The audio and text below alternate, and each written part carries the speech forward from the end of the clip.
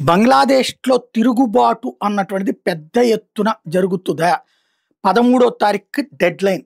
హసీనా అనుచర వర్గం అవామీ లీగ్ పార్టీకి సంబంధించిన వాళ్ళు దేశవ్యాప్త ఉద్యమానికి పిలుపునిచ్చారు.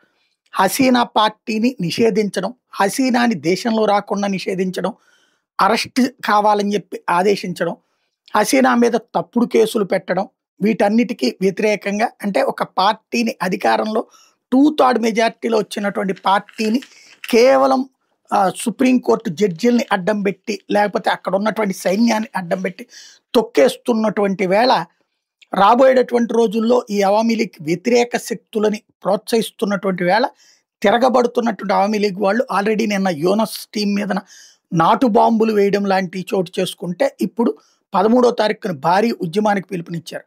ఈ నాటు బాంబుల పేరుతో టోటల్‌గా ఈ ఉద్యమాన్ని అణచివేయడానికి యూనస్ కుట్ర చేస్తున్నాడు అన్నటువంటిది హసీనా టీం అభిప్రాయం.